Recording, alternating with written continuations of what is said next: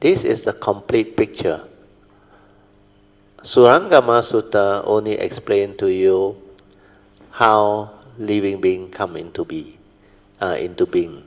from the what they call source or the great void. You see, the Surangama Sutta, Tuesday class sharing, held at SS2 PJ My House.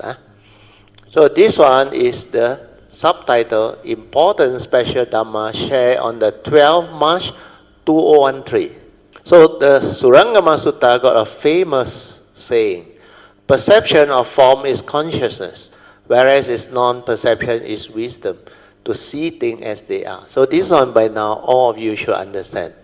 Because perception of form is mundane seeing. All the external form you will see, but they are mundane. Whereas the non-perception, the direct seeing, you don't perceive anything. You see things as they are, using the pure awareness. No word, nothing. That's why you don't see anything. Whereas it's non-perception. When you see things as they are, just like what Cindy understands. Seeing lah. All the activity of the brain don't come in to perceive and to label and to create all the unnecessary wrong thought, or what we call sankhara activity. Understand? So because of that, the direct seeing gives rise to the non-perception, and that is wisdom. If you cannot see things as they are, the direct seeing, via that pure awareness nature or the true mind, you cannot develop wisdom. Then here, liberation leads to peace, love, joy, tranquility of mind, stillness of mind, a free mind. This will give rise to enlightened living. We are the 5 spiritual faculty and Noble Eightfold Path. So these are the 2 things that you have to understand. Then from here, the source, the first thing to come out is the true mind. So this source, they have given it many names. Some call it the original nature, Mahayana, 本来的面目, or our true nature, or the Buddha nature. Some also call it the oneness nature. Then the true mind is the pure awareness nature. That's why this one is just aware. It cannot come out and live life, because just pure awareness before the thought or the knowing arise. Here the mundane mind cannot arise. But from here, spacious awareness, it can create thought. That's why it creates the mundane mind. So this mundane mind actually is down here, the samsaric mind. Then from here, you cultivate, develop the meditation, transformation via wisdom, you have the supramundane mind.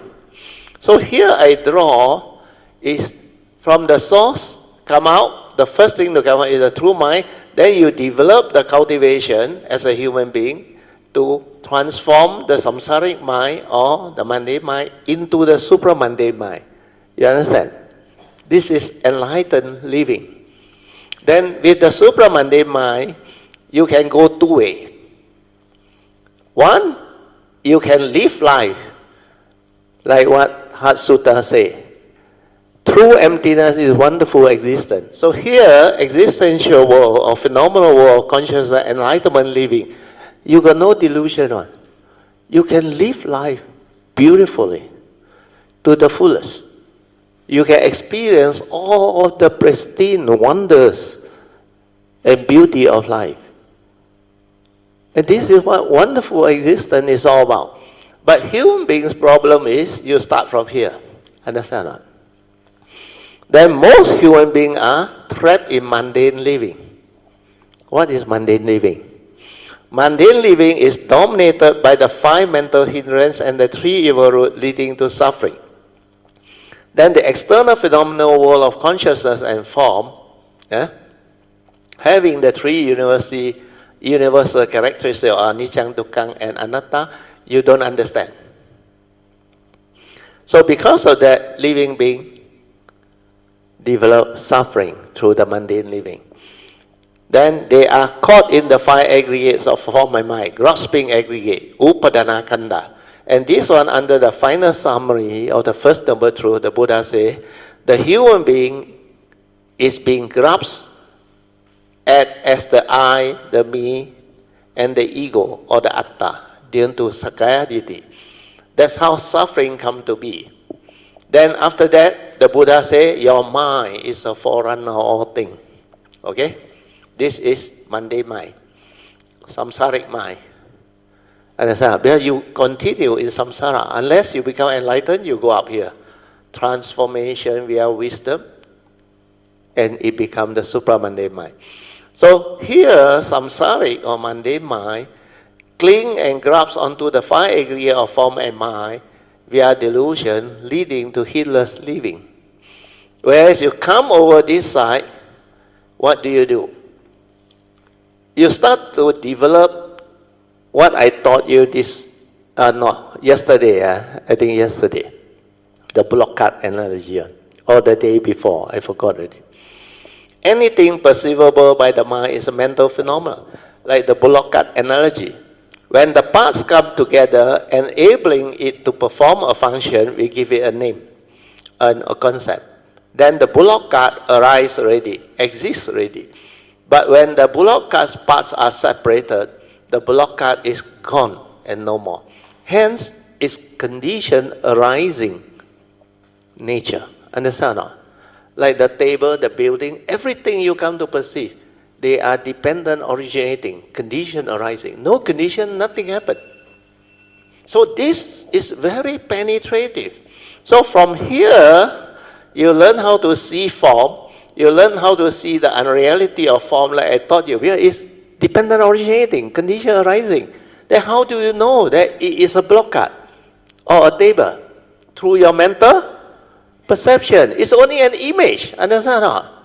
How real can the image be? Externally already not so real. We are dependent originating, understand or not? Condition arising. No condition it ceases to be. Then how do you know it? Through your mental perception. It's just an image. It's even more unreal.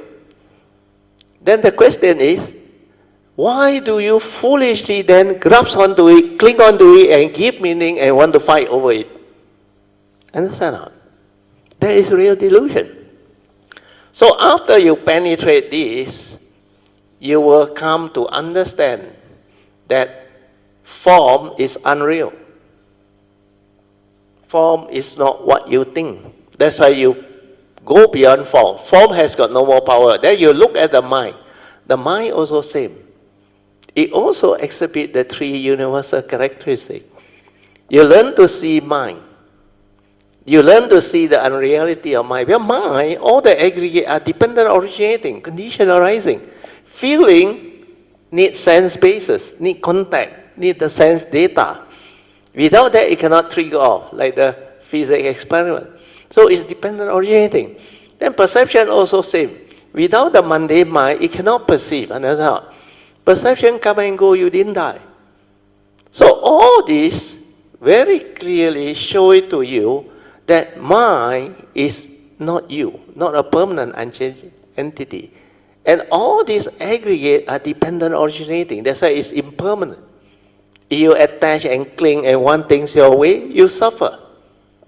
And because it's impermanent, it's not a permanent unchanging entity, then how can you say this is me, this is I? Understand or not? Like the Buddha say, if it's self, it will not tend towards suffering. Then I can say, let this be such, let this be such, and let this not be such. Just like the body. Don't get old, don't get sick, don't die. Impossible. It goes the way of nature, but it's not you. It's not a permanent unchanging entity that you have control over. The body want to get sick, it never seek permission. You want to die also, it don't seek permission. Everything is dependent originating, condition arising, causal phenomenon. So when you see this, then you see and understand impermanent and empty or non-self nature of all phenomena. Then you see them as condition arising, perceived through mental, just an image in the mind. So even more unreal. So you learn to see form, you learn to see mind. You learn to see the unreality of form, the unreality of mind. We are dependent originating. And then you can see beyond form and beyond mind. The other way is, as a human being, you identify with the external form, what do you see? Yeah? What do you see? Bertil is a old man, okay, male, Chinese. Malaysian, maybe a lot of people don't know, only you all know. Because your nationality is on your passport, not chopped on your head. Understand? So what I want you to understand is, you look at the form, you get trapped in form. Understand? Your form divide. Then male, female based on gender, race based on what skin and color I have and how I was born into this world. Then young, old, then haggard, handsome, beautiful. All this division come from what? Thought that perceive this form. Understand not? Then you are different. Another person also different, especially another race. Young and old also different. Male, female also different. So at form level, thought has the power to divide and create a lot of argument, division, suffering, misery. Then if you see beyond this form, what do you see? Are we so different? Not so different already. Look at the mind. The mind got male, female or not? Don't have it. Then there is less division already. Understand or? But we still have division because we inside there got mundane mind and supramundane mind. If yours is the mundane mind, differ a lot one. No? Your views, your opinion, your belief system, your religious entity and tradition that you hold on to, your education, your knowledge, all this divide. Understand? That's why the different races argue and fight. Some religion over war for how long?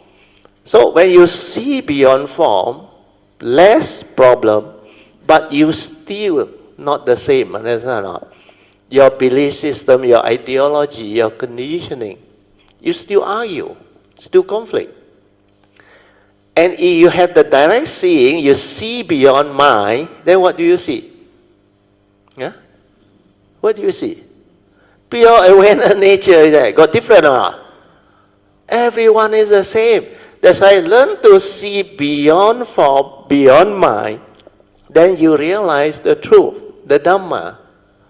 Understand? When you are here, all this you can see clearly. They are created. They have the universal characteristic of anicca, dukkha, and anatta. Not what you think. Now you understand.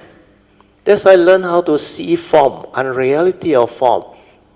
Then see beyond form. When you see beyond form, you see mind. More difficult to see, but not so tangible. You need mindfulness, you need awareness. Then when you see that, hey, got mundane mind or samsaric mind, this one still a lot of different, no. People still argue and fight, no.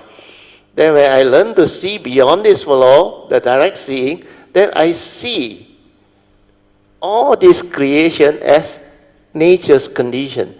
Then like my teacher say, nature, only mighty nature rolling by. Understand? Then everything is the way it is. Because nature's law. Condition like that, things will be like. Then this one understand. Then go back and return to this sis, nibbana, you go back to the source. Then you want to live life from here with the wisdom connected, understanding, the wisdom connected, you can also live life. Understand? This is what samsara, existence, life, and enlightenment living is all about. Can follow?